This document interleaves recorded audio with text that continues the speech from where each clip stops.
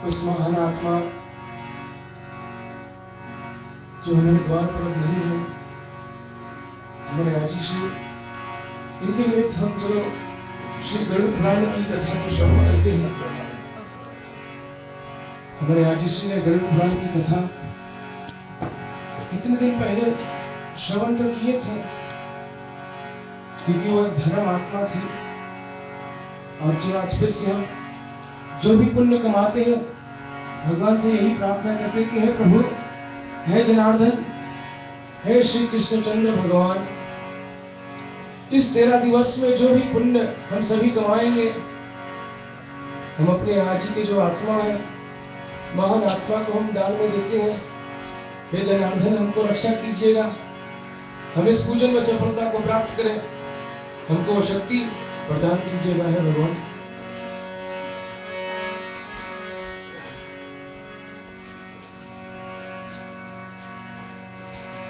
ओम वक्रतुंडे महाकाये सूर्यकोटि समप्रभा निर्विघ्नं मम देवा सर्वकार्येषु सर्वदा। ओम सरस्वती नमस्तुभ्यं वन्दे कामरूपिणी विद्यारम्भं करिष्यामि सिद्धिर्भवतु मे सदा। ओम रामनिधि रमयामि मनोरमे मनोरमे सहस्रनाम तत्तुल्यं श्रीराम नाम वरानने।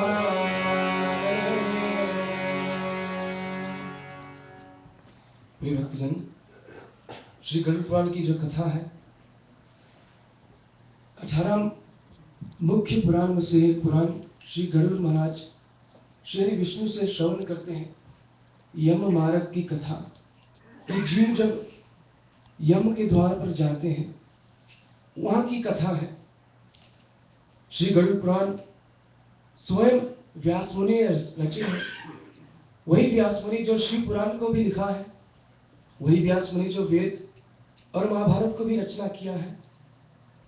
और प्रथम अध्याय में चलो हम श्रवण करते हैं कि पापियों को कामोक्षिक दुख वर्णन का जो अध्याय है, प्रथम अध्याय, व्यास मुनि लिखते हैं कि श्री विष्णु भगवान रूपी वृक्ष सर्वश्रेष्ठ है। भगवान रूपी वृक्ष का धर्म ही दृढ़ मूल है और वेद शाखाएं हैं। व्यास मुनि बतलाते हैं कि जो वृक्ष है विष्णु भगवान के समान है, वो दृढ़ है। जैसे संकल्प हमारे दृढ़ रहता है कि हम आज ही के निमित्त ये कार्य करते हैं, इसी प्रकार विष्णु भगवान वृक्ष के समान है, वो दृढ़ है, उनमें शक्ति है, ताकत है। इनका जो शाखाएं है, शाखाएं का मतलब है अंग्रेजी में ब्रांचेस, ये वेद है। तो भगवान का जो मुख्य वाणी वो वेद है, शाखाएं, यज्ञ फूल है और मोक्ष स्वयं फल है। मोक्ष को हम सभी पाना चाहते हैं। मोक्ष के मतलब है कि जब आत्मा मोह से दूर हो जाता है और परमात्मा में विलीन हो जाता है, यही मोक्ष है। दुख सुख से हम परे रहते हैं और केवल आनंद को पाते हैं। व्यास मुनि आगे बतलाते हैं कि ऐसे विष्णु भगवान को हम प्रथम ही नमस्कार करते हैं। श्री विष्णु के क्षेत्र में नैमिष अरण्य में शौनक आदि ऋषियों ने स्वर्ग प्राप्ति के लिए सहस्त्र वार्षिक 1000 वर्ष के यज्ञ को प्रारंभ किए थे। तो व्यास मुनि लिखते हैं श्री विष्णु भगवान के क्षेत्र नैमिष अरण्य, अरण्य के मतलब है वन, फॉरेस्ट, और उस वन का नाम है नैमिष। और वो क्षेत्र जो है, खाली संक्षेप में बतलाता हूं कि वो क्षेत्र कैसे रचा। सूत महाराज और अन्य ऋषियों एक समय ब्रह्मा जी के पास जाते हैं, बताते हैं कि पृथ्वी लोक में कौन ऐसा स्थान है जहां सदा ही पवित्र रहता है, जहां पर हम कथा को सुना सकते हैं। तो इसलिए ब्रह्मा जी क्या करते हैं, ब्रह्मा जी का पास भी एक चक्र है, वो चक्र को छोड़ते हैं और सूत जी महाराज से बतलाते हैं कि ये चक्र जहां पर जाकर विराजमान हो जाए वही तीर्थ में आप 18 पुराण को श्रवण कीजिएगा। इसलिए सभी पुराण नैमिष अरण्य में सूत जी महाराज बतलाते हैं सबसे पवित्र स्थान है, विष्णु भगवान का स्थान है। तो ऋषियों हजारों वर्ष तक यज्ञ को प्रारंभ करते हैं। उन ऋषियों ने एक समय नित्य क्रिया, अग्निहोत्र, हवन यज्ञ आदि कर्मों में निमित्त होकर सुखपूर्वक बैठे हुए श्री सूत जी का सत्कार करके आनंद पूर्वक उनसे यह प्रश्न पूछा। प्रश्न माने क्वेश्चन पूछा। ऋषियों ने कहा कि हे सूत जी, सुख को देने वाले वेद के सिद्धांत को आपने भली भांति सुनाए हैं, क्योंकि सूत जी महाराज ये पहला कथा नहीं कितने बार कथा को सुना चुके हैं। उस समय हम लोग भय को देने वाले यमराज के मार्ग का वर्णन सुनना चाहते हैं। हर पुराण में, हर ग्रंथ में जो हमारे सनातन धर्म में है, एक प्रश्न से शुरुआत होता है। पहले क्वेश्चन होता है, तब ऋषि मुनि, तब भगवान आंसर बतलाते हैं। क्वेश्चन आंसर चलता है। इसलिए आपके भी जीवन में गुरुजनों से पूछिएगा, अगर मन में किसी भी प्रकार का संशय है, जब तक पूछेंगे नहीं तब तक उत्तर भी नहीं प्राप्त होगा। तो सूत जी महाराज बैठे उसे ऊंचे आसन पर, जैसे आज हम बैठे ऊंचे आसन पर। शौनक आदि ऋषियों 88,000 ऋषियों बैठे हैं उनके सन्मुख, 88,000 ऋषियों प्रश्न उठाते हैं कि यम का मार्ग का वर्णन हम सुनना चाहते हैं। और सूत जी महाराज बतलाते हैं कि संसार के दुख और कष्टों को नाश होने के उपाय और इस लोक, इस पृथ्वी लोक तथा परलोक के दुख का वर्णन करने से मैं समर्थ हूं। सूत जी बतलाते हैं कि व्यास मुनि स्वयं उनको शिक्षा दिए हैं और पापियों को दुखदायी और पुण्य आत्मा को सुखदायी अत्यंत दुर्गम यम मार्ग का वर्णन हम आप लोगों से बतलाते हैं। तो जो पाप और पुण्य मनुष्य अपने जीवन में करते हैं, पाप और पुण्य के जो पॉजिटिव नेगेटिव है, किस किस प्राप्त पाप और पुण्य के पश्चात यम मार्ग को कैसे कैसे जाते हैं, सूत जी महाराज यही वर्णन करते हैं। आगे श्रवण करते हैं कि गरुड़ जी के पूछने पर जो वृत्तांत स्वर्ग में सुख पूर्वक बैठे हुए श्री विष्णु भगवान ने गरुड़ से कहा था, सूत जी महाराज बतलाते हैं कि चलो वही हम आपसे भी बतलाते हैं।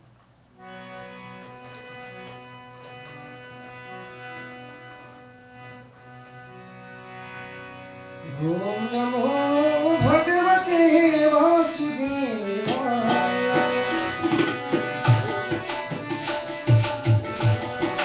ओम नमो भगवते वासुदेवाय। नमो भगवते वासुदेवाय।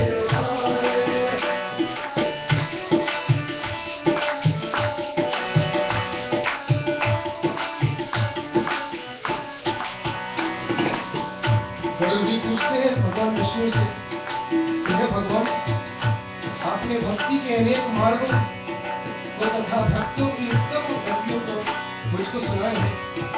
अब इस समय में आपकी भक्ति से विमुख प्राणियों का दुर्गम यम मार्ग तो कैसे होता है मैं सुनना चाहता हूँ।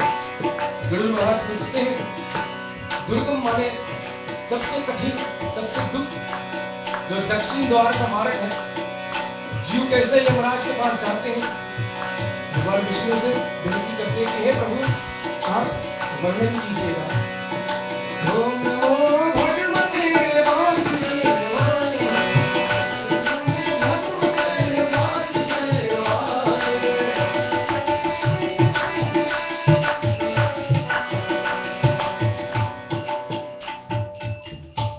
श्री हरि विष्णु बतलाते हैं कि समय में आपकी भक्ति से विमुख प्राणियों जब अधिक पाप करते हैं तो यम मार्ग की कठिनाई को पाते हैं।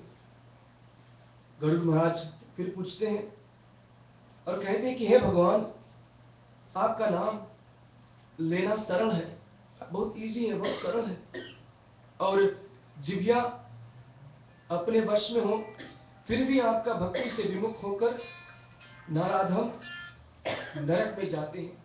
गुरु जी बतलाते हैं कि भगवान का नाम लेना बहुत सरल है, परंतु फिर भी कितने लोग भगवान का नाम नहीं लेते हैं और नरक को जाते हैं। भागवत पुराण में बतलाते हैं कि कितने सखी झाड़ू लगाते हैं अपने द्वार पर, परंतु गोविंद का नाम लेते हैं। शिक्षा प्राप्त होता है कि जब भी किसी कार्य में लिप्त रहो, भोजन को बनाओ तो गोविंद का नाम लेते रहो। गरुड़ महाराज बतलाते हैं कि कितने लोग नहीं करते हैं और अंत में नरक में जाते हैं। उन पर धिक्कार है, हे नाथ, पापियों की जो दुर्गति होती है और जिस प्रकार वह नरकगामी होता है तथा उसके दुख को सहते हैं, इसको विस्तार से ही कहिएगा। श्री विष्णु भगवान ने कहा कि हे पक्षीराज गरुड़, मैं भयंकर यम मार्ग का वर्णन चलो हम करते हैं। आपका विनय सुनकर जिसमें पापी लोग यमलोक को जाते हैं, वह वर्णन सुनने वाले को भी अति भय देने वाला है। जो भी श्रवण करते हैं उनके मन में भी शायद भय आ जाए, परंतु भयभीत नहीं होना। तुम्हारे आग्रह से मैं आगे का कथा को श्रवण कराता हूं। जो लोग सर्वदा पाप में ही आसक्त रहते हैं, दया और धर्म से रहित रहते हैं, कुसंगति में रहते हैं और उत्तम वेद शास्त्र तथा सत्संगत में विमुख रहते हैं, वो ही दक्षिण द्वार के मार्ग से यमलोक को जाते हैं। कबीर साहब का साखी है कि दोहा में बतलाते हैं कि संगत से सुख उपजे, कुसंगत से दुख होए। कहे कबीर वहां जाइए जहां पर ऊंची संगति हो। तो वही बात ये विष्णु भगवान गरुड़ से बतलाते हैं कि जो सत्संगत नहीं करता, सत्य माने भगवान का वाणी को श्रवण नहीं करते हैं, भगवान का पूजन नहीं करते, क्योंकि जीवन में केवल भगवान ही सत्य है और भगवान का संगत करना हम भगवान का धाम पा सकते हैं, अन्यथा नरक को हम प्राप्त करते हैं। आगे भगवान विष्णु बताते हैं कि जो अपने को सम्मानित मानकर उग्र रहते हैं और धन तथा मर्यादा के गर्व से युक्त है तथा राक्षसी भाव प्राप्त होकर देवी शक्ति रूपी संपत्ति से हीन होते हैं, जो काम तथा भोग में लीन रहते हैं, जिनका मन माया जाल में फंसा हुआ होता है। काम के मतलब है इच्छा, जो सदा ही इच्छा करते हैं और जीवन में जो भी इच्छा रखते हैं अपने लिए, वो स्वार्थी व्यक्ति वैकुंठ धाम कभी नहीं जा सकता है। कभी पूजन करो, कभी पुण्य को किसी भी प्रकार का कमाओ तो निष्काम कीजिएगा। काम माने इच्छा, तो बिना काम का, बिना इच्छा का। अगर पूजन करना है तो इसलिए पूजन करो कि हम गोविंद से प्रेम करते हैं, हमारे राघव हमारे प्रभु है और हम उनका सेवक है, इसलिए पूजन कीजिएगा। क्योंकि निष्काम व्यक्ति वैकुंठ को जाते हैं, जो निष्काम नहीं रहता है, साकाम रहता है, वो माया का जाल में फंसा हुआ रहता है, अब अपवित्र नरक में गिरते हैं, बताते हैं श्री हरि विष्णु। आगे बतलाते हैं कि जो मनुष्य दान देने वाला है वे मोक्ष प्राप्त करते हैं। दान अगर देना हो तो मन, तन और धन को दीजिएगा, 3 प्रकार का है। अगर धन नहीं है तो कोई बात नहीं, भगवान ने दूसरे उपाय तो बतलाए हैं कि अपने तन को दान दीजिएगा, मंदिर में सेवा कीजिएगा। कोई संत भक्त हो, अपने तन से उनका सेवा कीजिएगा। और अगर तन भी नहीं काम करता है तो तीसरा उपाय है मन। आप बैठे बैठे भगवान की सेवा मन से कर सकते हैं। तो 3 प्रकार का दान है।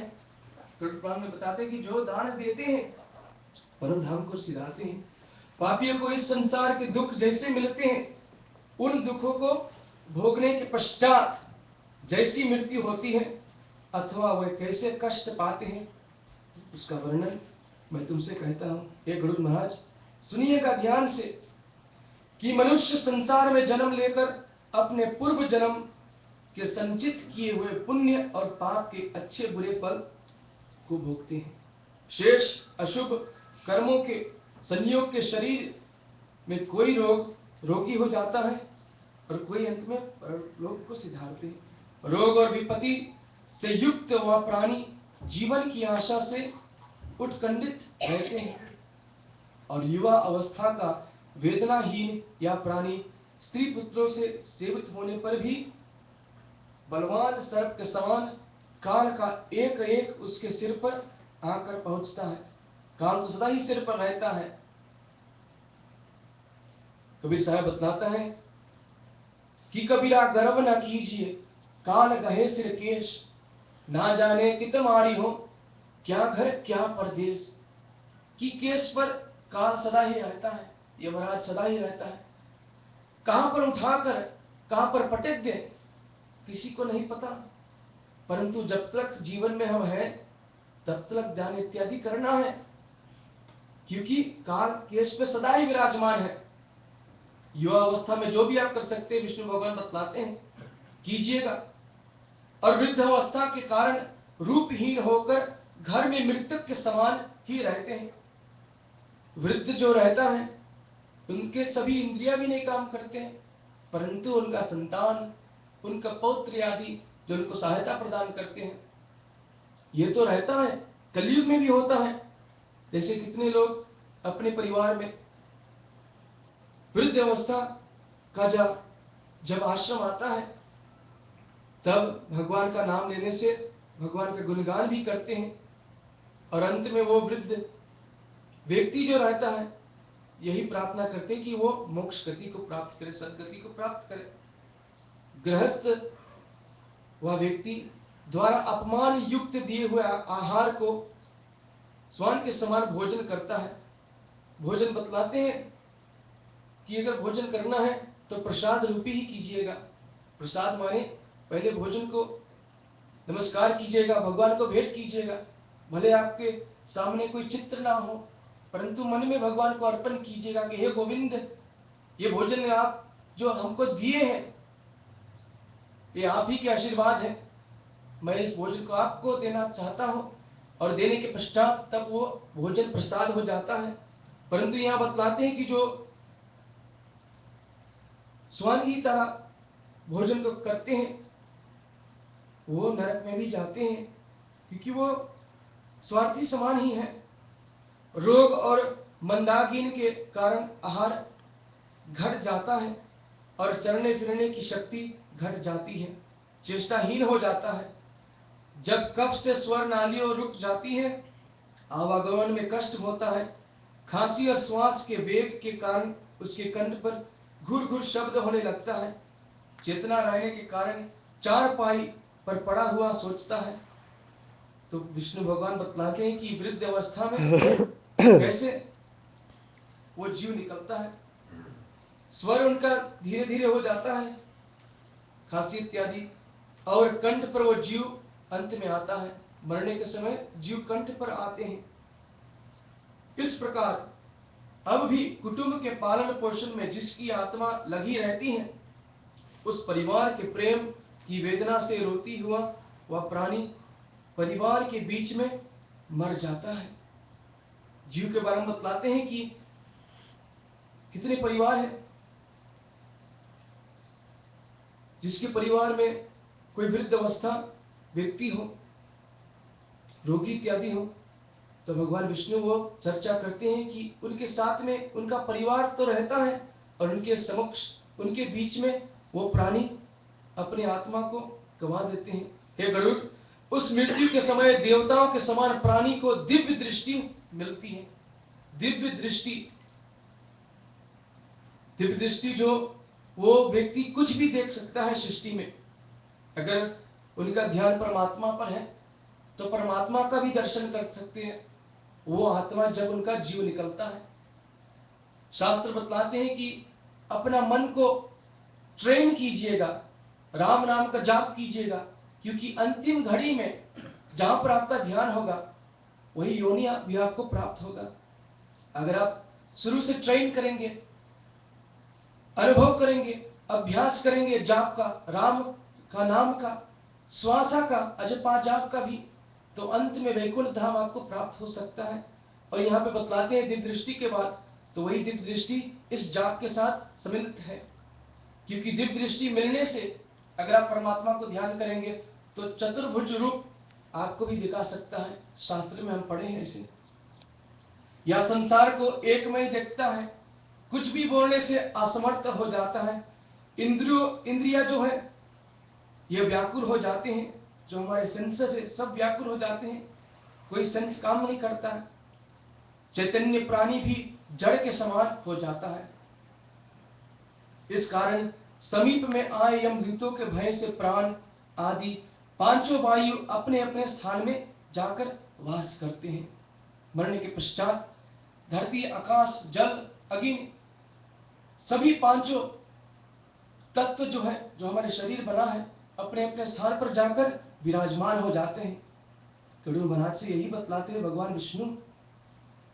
एक क्षण भी कल्प के समान बीतता है, तो एक एक क्षण, एक एक सेकंड जैसे कल्प के समान। कल्प बहुत बड़ा ही समान है, टाइम पीरियड जो बहुत ही बड़ा है, क्योंकि ये दक्षिण मार्ग का कथा है। और दक्षिण मार्ग का कथा में भगवान विष्णु बतलाते हैं कि वो जो पापी जीव है, वो पापी जीव को जब यमदूत आकर लेते हैं तो 100 बिच्छुओं के काटने से जो पीड़ा होता है वैसे ही वो जीव पाता है। बिच्छुआ माने तो स्कॉर्पियन है, तो स्कॉर्पियन जब काटते हैं तो उसका पीड़ा जीव को मिलता है, जो पापी जीव है, क्योंकि ये दक्षिण मार्ग का कथा है। यमदूतों के भय से उस जीव के मुख से लार और फेन गिरने लगता है, अथवा पापियों का प्राण वायु खुदा के मार्ग से बहिर्भूत होता है। प्राण जैसे निकलते हैं उनके समय प्राणियों को यमदूत मिलते हैं, और यमदूत प्राणियों को अपने फांस में बांध देते हैं। और यमदूत को जब जीव देखते हैं तो यमदूत का चरित्र को भगवान विष्णु वर्णन करते हैं कि क्रोध से लाल नेत्र वाले, भयानक मुख, पाश और दंड हाथ में लिए हुए हैं, नग्न शरीर है और दांतों को वो पीसते हैं, ऊपर को उठे वाले केश रहता है, काकों के समान काले टेढ़े मुख वाले रहते हैं, विशाल नख रूपी और शास्त्र वाले यमदूत वहां आकर उपस्थित रहते हैं। यमदूत का श्रवण करते हैं, उनका चरित्र बतलाते हैं। उन दूतों को देखकर भय से वह प्राणी मलमूत्र को त्याग कर देते हैं, और भयानक रूप को देखकर हाय हाय करता है। यमदूत इतना भयंकर है, वो जीव जब ही देखते हैं, देखते के समय भयभीत हो जाते हैं, परंतु उनका जो शरीर है, जीव का जो शरीर है, वो अंगूठा का बराबर हो जाता है। भगवान विष्णु बतलाते हैं कि अंगुष्ठ मात्र शरीर को धारण करता है और मोहवश अपने घर को देखता है। तो दक्षिण मार्ग से जब वो जाते हैं जीव, तो देखते हैं कि उनके कुल परिवार उनके साथ में है। अभी तक जीव में मोह है, इसलिए जीव पवित्र नहीं है। जब जीव इस मार्ग से जाते हैं, जीव पवित्र नहीं, परंतु जीव जब भगवान स्वयं आकर लेते हैं, दिव्य दृष्टि को प्राप्त करते हैं, चतुर्भुज रूप को देखते हैं, तब जीव तब पवित्र होता है, तभी वैकुंठ धाम जा सकते हैं। अपवित्र जीव भगवान के धाम नहीं जा सकते हैं। इसलिए अंगुष्ठ मात्र धारण करते हैं और अभी तक मोह उनके पास विराजमान है।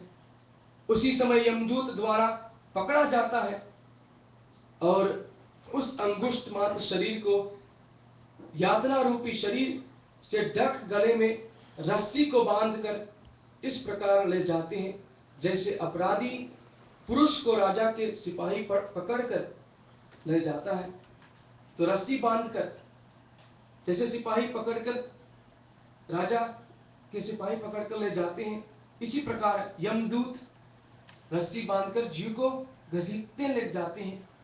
वे यमदूत इस प्रकार उस जीव को ले जाते हैं हुए मार्ग में धमकी देते हैं तथा नरक को भी भयानक दुखों का वर्णन बारंबार करते हैं। भगवान विष्णु आगे बतलाते हैं कि वो दूत कहते हैं कि हे दुष्ट आत्मा, क्योंकि ये दक्षिण मार्ग की कथा है, कि हे दुष्ट आत्मा, तू शीघ्र ही चलिएगा, तुझको यमलोक को जाना है और कुंभी पाक आदि नरकों का उपभोग करना है। 21 मुख्य नरक है और विशाल नरक है, परंतु 21 मुख्य नरक है, और उस नरक में एक नरक का नाम है कुंभी पाक। तो धमकी देते हैं यमदूत, घसीटते ले जाते हैं कि जल्दी चल, नरक इंतजार कर रहा है आपका, अथवा तू देर ना कीजिएगा। यमदूतों को ऐसे वाणी को सुनते हुए तथा अपने बंधुओं के विलाप का श्रवण करता हुआ वह जीव हाय हाय करता है, भयभीत हो जाते हैं। यमदूत को उसे प्रताड़ना करते हैं और उन यमदूतों के धमकाने से उनका हृदय विदीर्ण हो जाते हैं, दुख उनके हृदय में पहुंचता है। भगवान विष्णु आगे बतलाते हैं कि भय से कांपता और अपने पापों का स्मरण करता हुआ यम मार्ग में कुत्तों से कटाया जाता है। जीव जब यमदूत घिसाते लग जाते हैं तो कितने पशु इत्यादि रहते हैं जो उनको काटते हैं, जीव को काटते हैं। जब मार्ग में क्षुधा और प्यास से पीड़ित होता है, भूख प्यास जब लगता है जीव को, तो सूर्य के तेज और पवन की प्रबलता से तप्त बालू में चलना पड़ता है। मतलब कि भूख प्यास तो लगता है जीव को, घसीटते ले जाते हैं और 12 सूर्य के समान, एक सूर्य में इतना ही तेज है जो हम देखते हैं, हर जगह देखते हैं, इतना तेज एक सूर्य में इतना गर्मी होती है। समझ लो कि 12 सूर्य है, सूर्य भगवान का जो शक्ति है 12 हो गया। इस प्रकार जीव में वो 12 सूर्य के समान तेज लगता है जीव को, और जीव वैसे भूख प्यास से पीड़ित है, गर्म बालू में चढ़ते हैं, छाया का विश्राम भी नहीं है, और ऐसे दुख पाते हैं वो पापी जो दक्षिण मार्ग से जाते हैं। ऐसे कठिन मार्ग में चलने से वो जीव चलते चलते गिर जाते हैं, मूर्छा को खाते हैं तथा फिर यमदूतों का धमकी खाकर उठते हैं और फिर आगे बढ़ते हैं। इस प्रकार वह जीवन अंधकार में यमलोक में पहुंच जाते हैं। धीरे धीरे चलते चलते दुख पाते हुए भगवान विष्णु बताते हैं कि अंत में यमलोक को पहुंच जाते हैं। भगवान विष्णु यह भी बतलाते हैं कि वह जीव 3 अथवा 2 मुहूर्त में यमलोक में सिधाते हैं, तो इतना समय में यमलोक पहुंच जाते हैं जीव। वे यमदूत उसको घोर नरक की यातना दिखाते हैं और यमलोक में पहुंचकर वह जीव यमराज के दर्शन तथा एक मुहूर्त में घोर नरक की यातना करता है। तो फिर से संक्षेप में बतला दूं कि रस्सी में घसीटते हैं, भूख प्यास से पीड़ित है, 12 सूर्य का शक्ति जीव पर लगता है, 2-3 मुहूर्त में यमलोक पहुंच जाते हैं, यमराजा का दर्शन पाते हैं।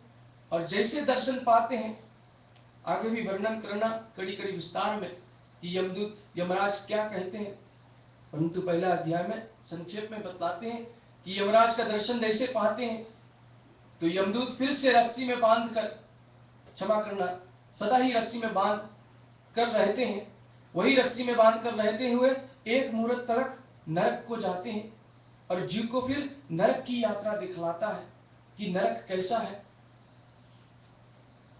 इस कारण एक मुहूर्त नरक में देखने के पश्चात वो फिर से वो पापी जीव अपने घर को ही आते हैं, पुनः अपने पूर्व शरीर में प्रवेश करने की इच्छा करता है, क्योंकि मैंने पहले ही बताया कि ये जीव अपवित्र है, इस जीव में अभी तक मोह है। अगर मोह नहीं रहता तो भगवान के धाम वो कब के चल देता, क्योंकि दिव्य दृष्टि उसके मिला था अंत में, परंतु भगवान का नाम नहीं लिया, तो जीव अपवित्र है। यमराज का दर्शन कर चुका है, नरक का दर्शन कर चुका है। अब यमदूत उनके द्वार पर जब आते हैं, जहां पर उनका परिवार इत्यादि है, जहां पर उनका शरीर भी है, परंतु शरीर में कुछ इंद्रिया इत्यादि नहीं है, वो जीव फिर से कोशिश करता है शरीर में प्रवेश करने के लिए। गरुड़ पुराण यही बतलाते हैं। तब इस कारण वह क्षुधा तृष्णा से फिर से दुख हो जाते हैं, भूख प्यास से फिर से पीड़ित होते हैं, व्याकुल हो जाते हैं। तब मृत्यु के स्थान पर पुत्र के द्वारा दिए गए पिंड और मरने के समय में दिए हुए दान को वहां जीव पान करता है।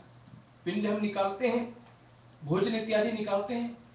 गरुड़ पुराण में अभी हम श्रवण किए हैं कि जीव जब निकलते हैं शरीर में से तो भूख और प्यास कितना उनको लगता है। तो इसलिए हम भोजन इत्यादि निकालते हैं वो जीव को, कि अगर वो जीव पर किसी भी प्रकार का कष्ट हो तो हम सदा ही प्रार्थना करते हैं कि उस जीव का कष्ट को कम कीजिएगा प्रभु, ये भोजन को उन तक पहुंचाइएगा। क्योंकि ये गरुड़ पुराण स्वयं बतलाते हैं कि जीव पर कष्ट इत्यादि रहता है, भूख प्यास से वो पीड़ित रहते हैं। तो पुत्र पिंड निकालते हैं, भोजन को देते हैं, दान को करते हैं, तब भी उस पापी जीवन की तृप्ति नहीं होती है। तब भी इतने दान करने के पश्चात, भोजन निकालने के पश्चात, तब भी उस जीव का जो क्षुधा तृष्णा है उनका पारण नहीं पा सकते हैं, सफलता नहीं पा सकते हैं। पुत्र द्वारा दिए हुए दान, श्राद्ध और जलांजलि से पापी मनुष्य तृप्ति नहीं होती है। तो लिखा है पापी मनुष्य जो पुण्य कमाते हैं, जो अच्छा मनुष्य है, जो दान इत्यादि करते हैं, जब तक उनका जीवन है भोजन इत्यादि देने से उनका भूख प्यास मिट जाता है, परंतु पापी मनुष्य कभी तृप्ति नहीं पा सकता है। ध्यान धरिएगा। इसी से पिंड दान देने पर भी वे भूख से और भी व्याकुल हो जाते हैं। पिंड दान देने के पश्चात फिर भी वो व्याकुल हो जाते हैं। जिनका पिंड दान नहीं होता है वो कल्प भर, एक कल्प भर प्रेत योनि में रहकर निर्जन वन में दुख पूर्वक भ्रमण करते हैं। तो एक कल्प भर, 4 युग है, 4 युग जब बीत जाता है तो एक चौकड़ी होता है। 72.1 इंग्लिश में जो 72.1 अगर गिनती मिला, संख्या मिला, वो चौकड़ी से होने से एक कल्प होता है। तो 4 युग होने से एक चौकड़ी टाइम्स 72.1 तब एक कल्प बनता है। तो एक कल्प भर जो अपने माता पिता, अपने आजी आजा, अपने नानी नाना का लिए पिंड दान नहीं निकालते हैं, वो जीव जाकर एक कल्प तक प्रेत योनि में रहते हैं। गरुड़ पुराण बतलाते हैं बिना भोगे कर्म का क्षय करोड़ों कल्प तक नहीं होता है, और बिना यम की यातना भोगे जीवों को मनुष्य का जन्म भी नहीं मिलता है। इसी से पुत्र को 10 दिन तक पिंडदान करना चाहिए। 10 दिन तक पिंडदान को करना चाहिए। जो पुत्र करते हैं अपने माता पिता के लिए अंतिम क्रिया जो है, हे गरुड़, उस पिंड के प्रतिदिन 4 भाग होता है। तो जो पिंड हम निकालते हैं उनका 4 भाग ही होता है। उसमें से 2 भाग जो पिंड हम निकालते हैं 5 भूतों को मिल जाता है, और 5 भूतों को मिलने से वो जीव का शरीर बनता है। इसलिए 2 भाग हम 5 भूतों के लिए पिंड निकालते हैं। जो तीसरा भाग होता है वो हम यमदूत के लिए निकालते हैं वो पिंड, और जो चौथा भाग होता है वही प्रेत, वही आत्मा के लिए हम निकालते हैं। इस प्रकार प्रेत 2 दिन तक का पिंड के खाने को पाता है। 10वें दिन के पिंड से प्रेत का शरीर निर्मित हो जाता है और चलने की समर्थ होता है।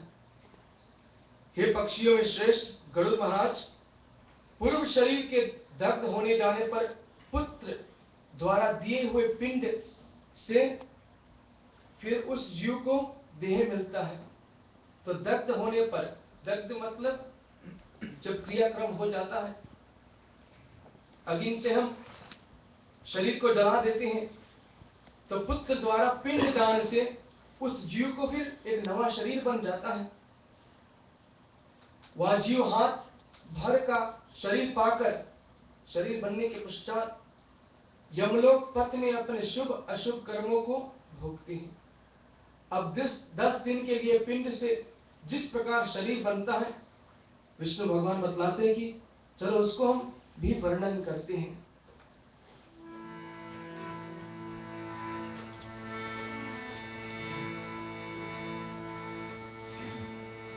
हरे राम हरे राम हरे हरे, हरे राम हरे हरे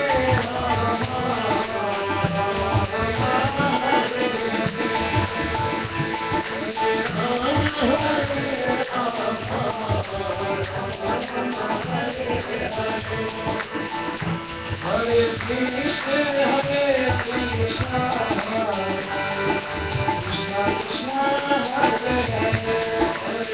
कृष्ण हरे हरे कृष्ण भगवान विष्णु बताते हैं कि पिंड जो 4 भाग का पिंड है, चौथा भाग है वो आत्मा को जाता है, प्रेत को जाता है। और प्रथम दिन का पिंड, क्योंकि 10वां दिन में पिंड निकलता है, तो प्रथम दिन जो है उसका पिंड से वो जीव का सिर बनता है। दूसरे दिन के पिंड से उनका गर्दन बनता है और दूसरे दिन के साथ में उनका कंधा भी बनता है। भगवान विष्णु आगे बताते हैं कि तीसरे दिन के पिंड से उनका हृदय बनता है और चौथा पिंड जो है स्वर्ण की है। हरे राम हरे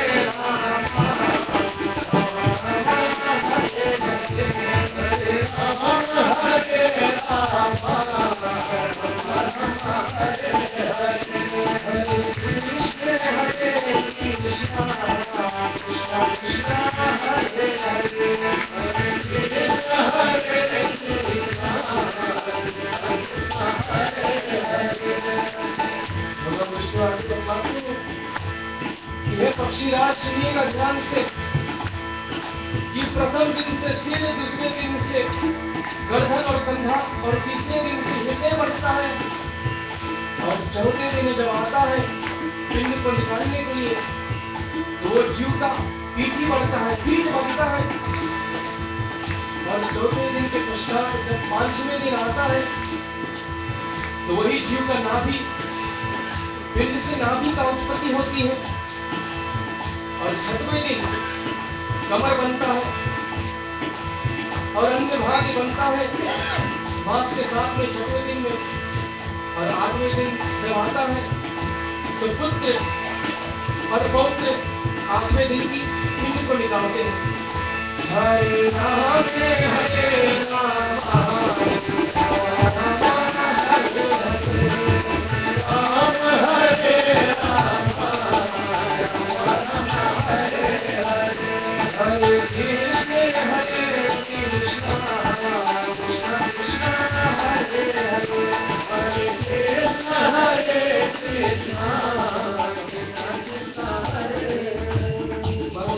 भगवान की जय।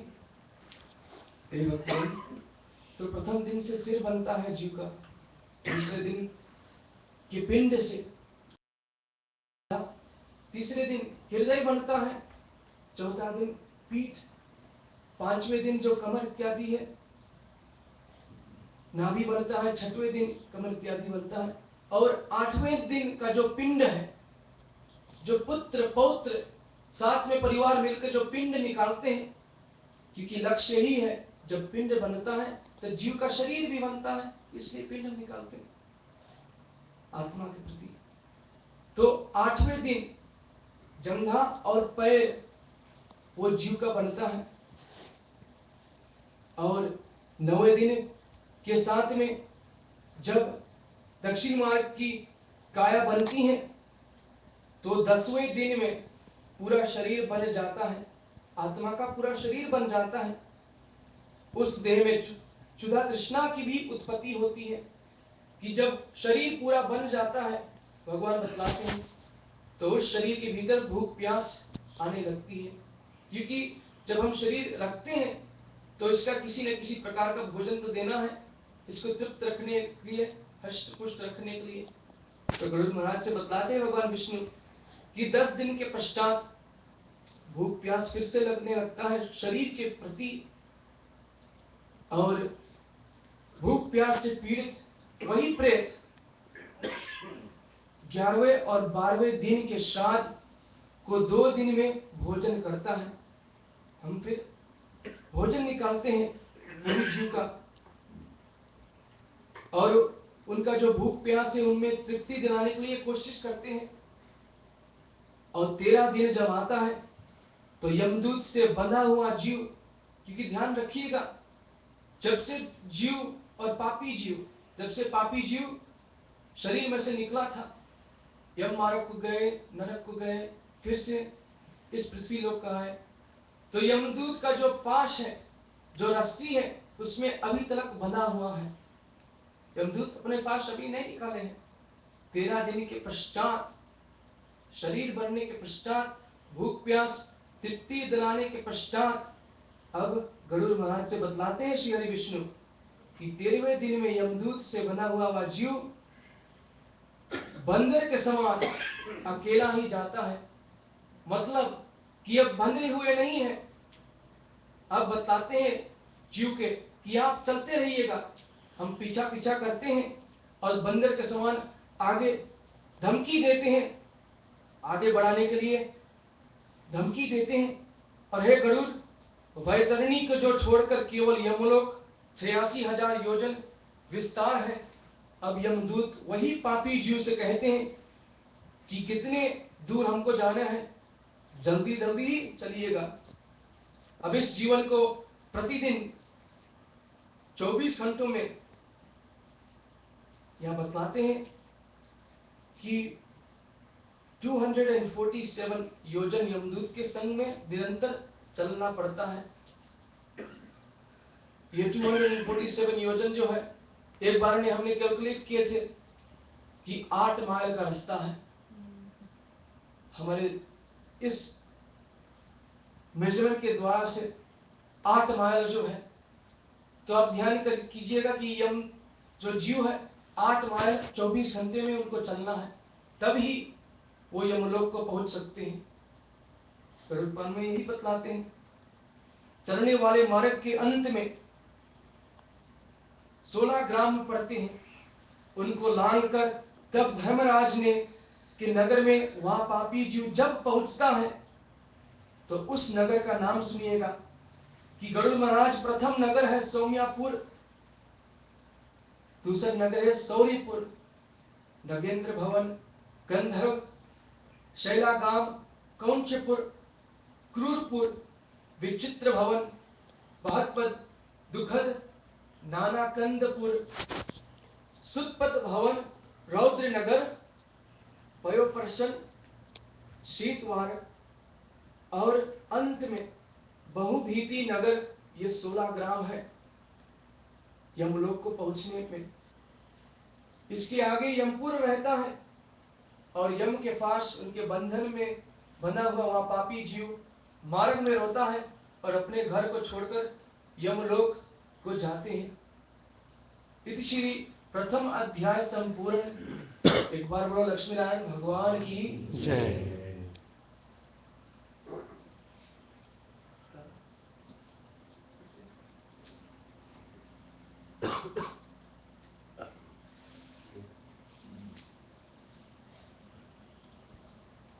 प्रिय भक्तजन, चलो हम दूसरा अध्याय को श्रवण करते हैं। कि प्रथम अध्याय में हम श्रवण किए थे कि एक पापी जीव का गति क्या होता है, वो यमलोक को कैसे जाते हैं, कितने कितने नगर है, 16 नगर है, तब यमलोक आता है। अब दूसरे अध्याय में चलो हम श्रवण करते हैं कि गरुड़ महाराज ने पूछते हैं कि हे भगवान, यमलोक का मार्ग कितना दुखदाई है, कितना दुख लगता है जीव पर। यहाँ जीव पाप करने से, उसमें पाप करने से कैसे हो जाते हैं दक्षिण मार्ग से, ये सब हाल हमसे कहिएगा। श्री भगवान जी ने कहते हैं कि हे गरुड़, यमलोक का मार्ग अत्यंत दुखदाई है। जो यमलोक को जाते हैं ये कोई सरल मार्ग नहीं है, कठिनाई तो सदा ही मिलता है।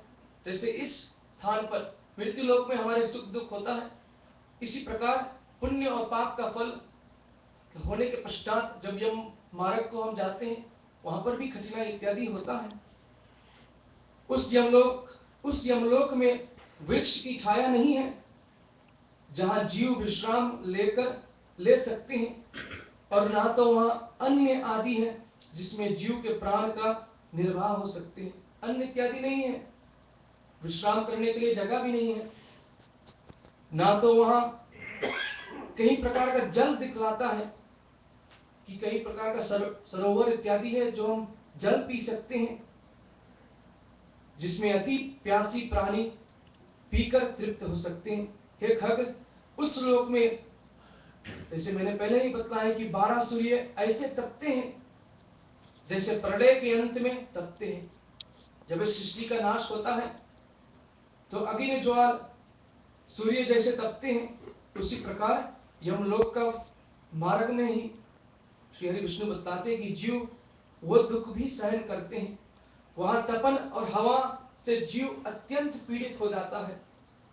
सबसे शक्तिशाली प्रकृति में क्या है? हवा है। अगर आंधी आ जाए, तूफान आ जाए, तो हवा को कोई नहीं रोक सकता। तो इस यमलोक का मार्ग में हवा इत्यादि बहुत पीड़ित देते हैं, पीड़ा देते हैं जीव को। भगवान बतलाते हैं आगे कि कहीं बड़े बड़े विषैले सांपों से कटाया भी जाता है। कितने सांप इत्यादि जीव को काटने के लिए कोशिश करते हैं। कहीं कहीं घोर सिंह, व्याध और कुत्तों से भी कटाया जाता है। भगवान बतलाते हैं कि कहीं बिच्छुओं से कटाया जाता है और कहीं अग्नि से भी जलाया जाता है। इसके बाद एक 80 पत्र वन है। तो भगवान बतलाते हैं कि कितने कठिनाई से जीव जब जाते हैं यमलोक को, कि उनके मध्य में एक नगर आता है, एक वन आता है जिनका नाम है 80 पत्र वन। इनका विस्तार 2 योजन का है। 2 योजन माने 16 माइल, क्योंकि 8 माइल एक योजन होता है। वह वन में, वही फॉरेस्ट में कौवा, गीद, उल्लू और शहद की मक्खियों से भरा हुआ रहता है, और वन के चारों ओर धावागीन लगी रहती है।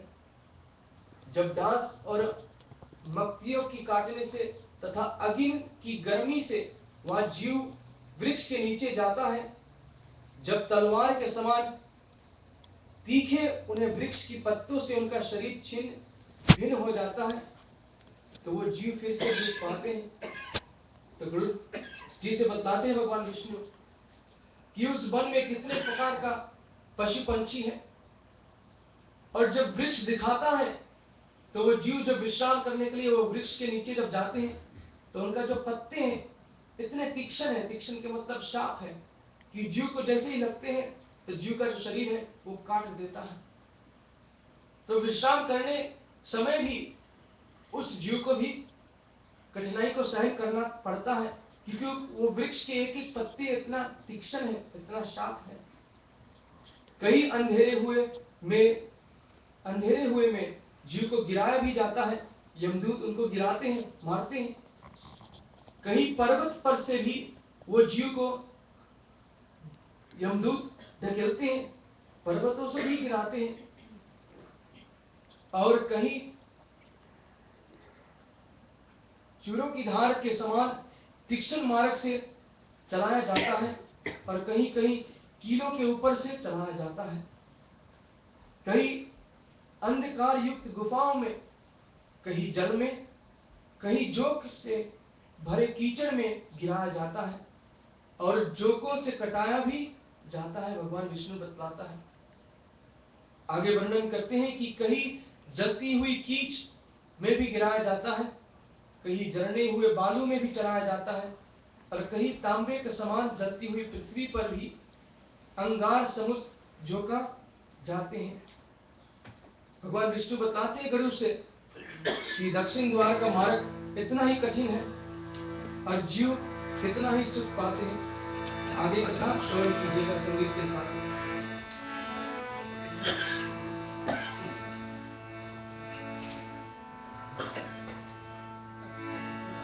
हो सीताराम हरे राधे श्याम हरे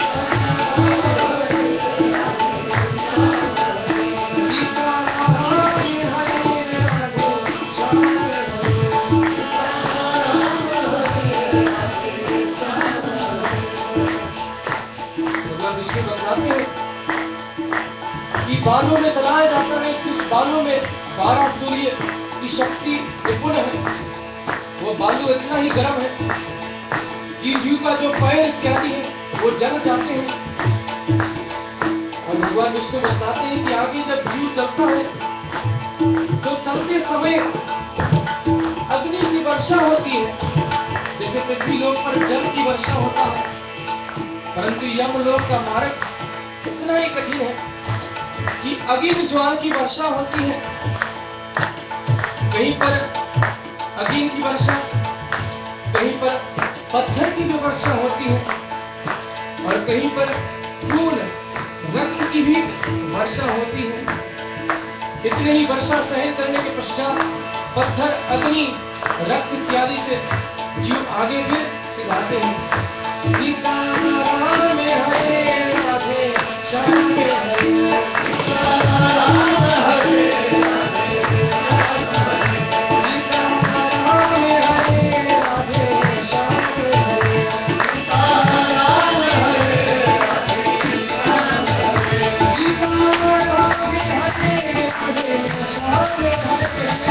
राधे श्याम हरे सीताराम हरे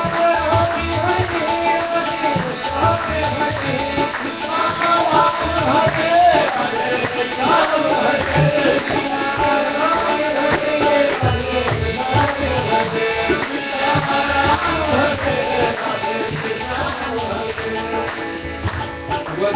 हरे सीताराम हरे राधे श्याम जब आगे चलता है तो कीचड़ में भी वर्षा होती है, और वर्षा होने के पश्चात जब जीव घोर गुफा में जाते हैं तो केवल अंधकार ही छाता है।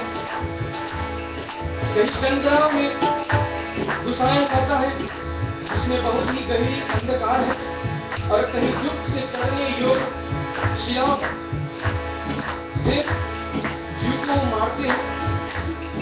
कहीं पीऊ तथा रक्त से भरे, कहीं विष्णा से भरे कुंड है, जिसमें एक कुंड जैसे सरोवर के समान सोचिएगा, जिसमें केवल रक्त और पीऊ भरा है, उनमें भी जीव को डुबाते हैं। और चलते चलते जीव मध्य मार्ग में एक वैतरणी नाम का एक घोर नदी है। वैतरणी नाम का नदी आप शायद श्रवण किए हैं पहले, तो वैतरणी नदी के भी हम श्रवण करते हैं, कथा को अपने तरह पान करते हैं। सीताराम हरे राधे श्याम हरे सीताराम हरे राधे श्याम हरे सीताराम हरे राधे श्याम हरे सीताराम हरे राधे श्याम हरे सीताराम हरे राधे श्याम हरे। बोलो लक्ष्मीनारायण भगवान की जय। भक्तजन, दूसरा अध्याय में हम श्रवण कर चुके हैं कि जीव जब जाते हैं तो कितना कठिनाई है।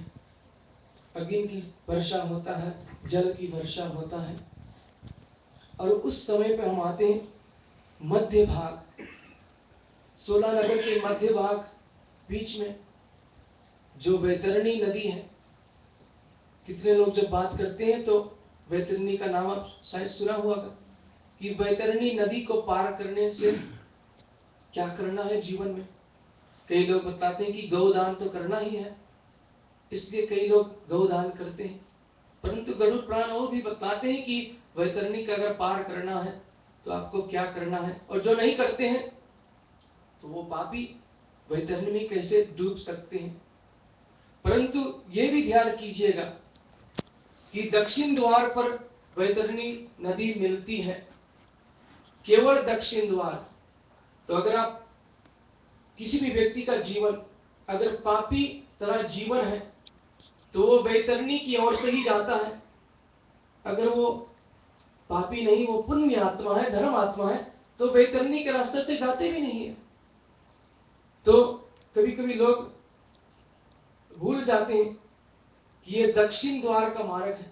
सब जीव का यह हालत नहीं होता है। हमें पूर्ण विश्वास है कि हमारे आजी स्वयं वैकुंठ धाम को गए हैं, मैं सत्य के साथ में कह सकता हूं। परंतु जब कि गरुड़ पुराण की बात आती है तो ये कथा को हमको स्वयं सुनाना है। और वैतरणी पर जब जीव आता है तो वो नदी 100 योजन, इनका चौड़ाई 100 योजन का है, लंबाई जो है, जिसमें पीयू और रक्त भरा हुआ, जिसका किनारा हड्डियों के बना हुआ, जिसमें रक्त, मांस और पीयू के कीचड़ भरे हुए हैं, जो बड़ी गहरी है तथा बड़े दुख से पार होने योग्य है।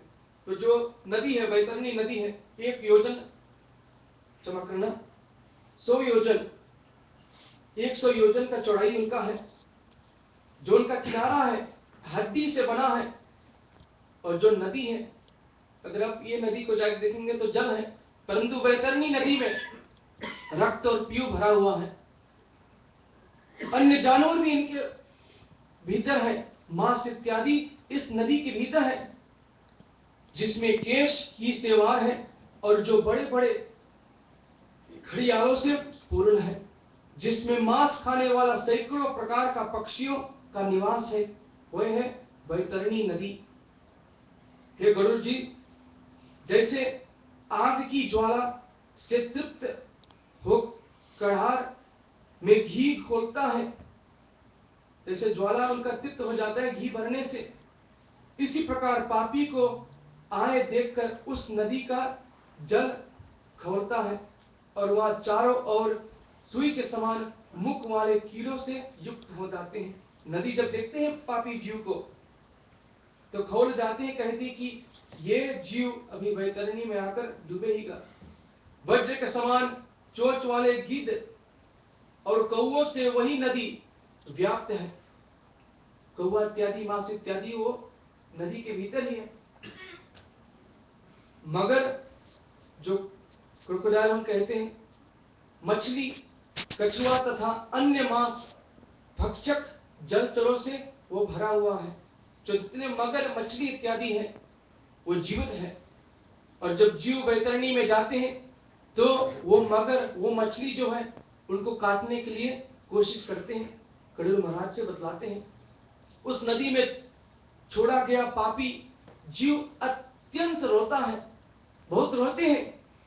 और जीव चिल्ला चिल्ला कर कहते हैं कि हे भैया, हे पुत्र, हे पिता, ऐसा ऐसा शब्द कहकर बारंबार वो जीव दुख में रोता है और तड़पते हैं। जब वह पापी भूख प्यास से पीड़ित होता है तो वही रुधिर और मांस पीने और खाने में मिलता है, क्योंकि नदी में मांस और रक्त इत्यादि भरा है।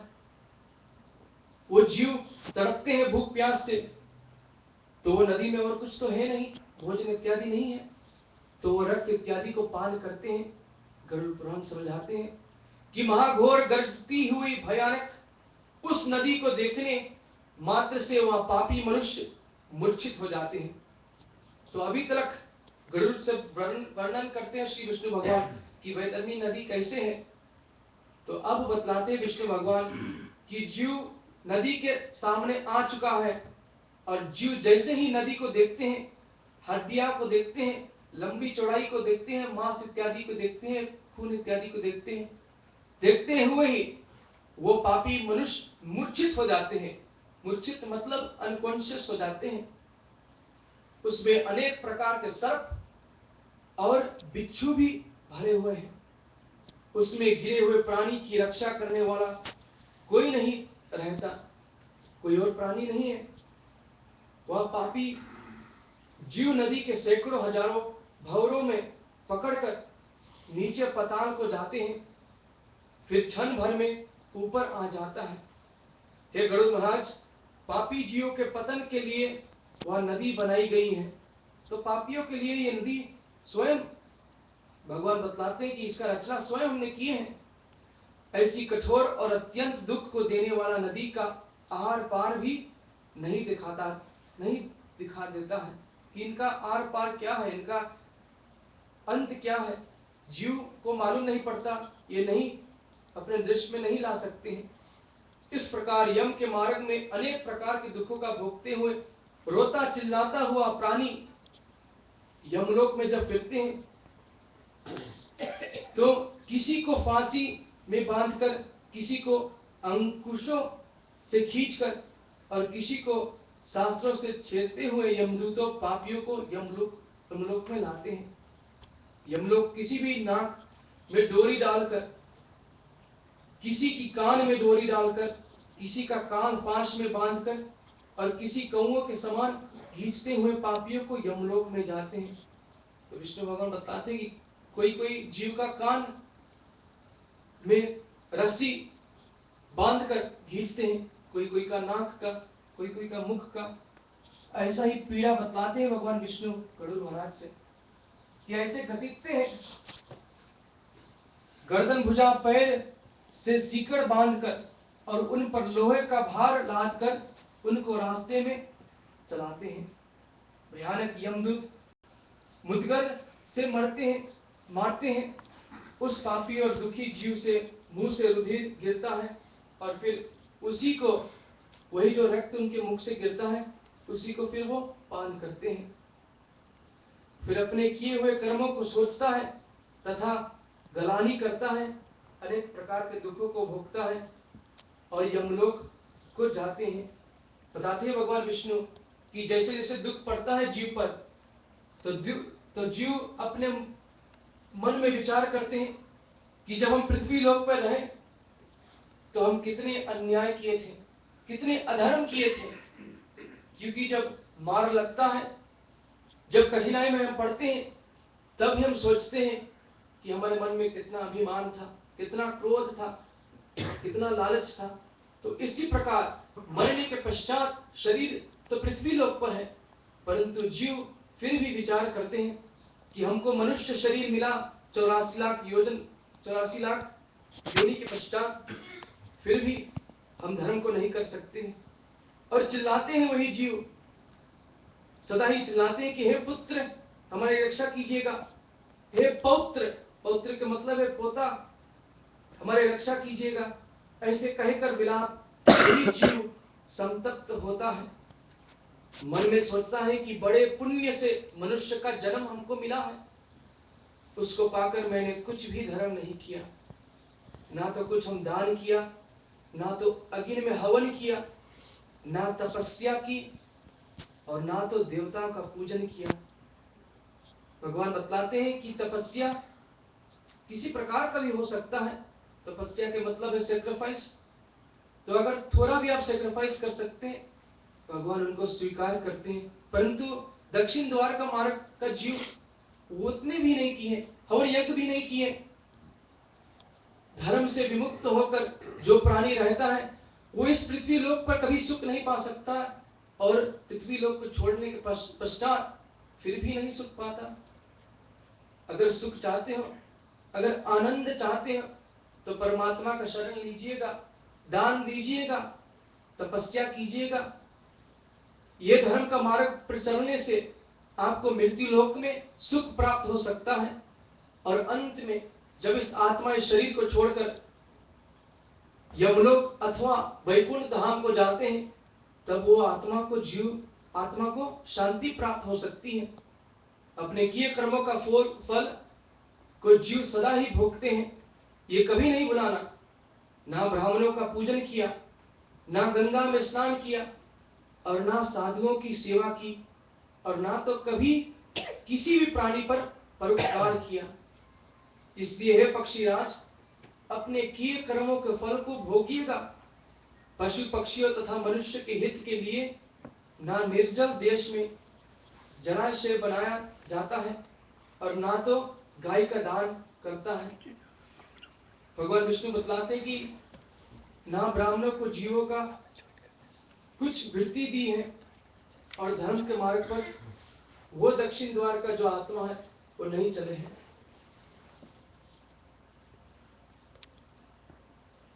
प्रिय भक्तजन, आप सभी हाथ जोड़ ले। हम दूसरा अध्याय को यही विश्राम करते हैं आज के लिए, प्रथम दिन के लिए। और हाथ जोड़कर यही प्रार्थना कीजिएगा कि हे विष्णु भगवान, हे श्री कृष्ण चंद्र भगवान, जो महान दिव्य आत्मा इस द्वार को छोड़कर गए हैं, हम उनके निमित्त इस प्रथम दिवस में इस गरुड़ पुराण को हम श्रवण किए हैं। इस गरुड़ पुराण में जितने भी पुण्य हम कमाए हैं, हम वही आत्मा को प्रदान करना चाहते हैं। हे जनार्दन, हमारी प्रार्थना को स्वीकार कीजिएगा और उस महान आत्मा को आप सद्गति प्रदान कीजिएगा। मंत्रहीनम क्रियाहीनम भक्तिहीनम जनार्दनम यत् पूजितं मया देवो परिपूर्णे तदास्तु मे। ओम राम रमेति रमेति रमे रामे मनोरमे मनोरमे सहस्रनाम तत्तुल्यं श्रीराम नाम वरानने। ओम केशवं पुंडरीकाक्षं माधवं मधुसूदनं रुक्मणी सहितं देवं श्री विष्णुवे नमो नमः। ओम त्वमेव माता च पिता त्वमेव बन्धुश्च सखा त्वमेव विद्या द्रविणं त्वमेव सर्वं मम देवं। ओम दौ शांति अंतरिक्षं शांति पृथ्वी शांतिरापा शांतिरोषधया शांति वनस्पतया शांति विश्वदेवा शांति ब्रह्म शांति सर्वागम शांति शांतिरेव शांति सामा शांतिरेधि। ओम शांति शांति शांति। ओम पुष्प अर्पण कीजिएगा।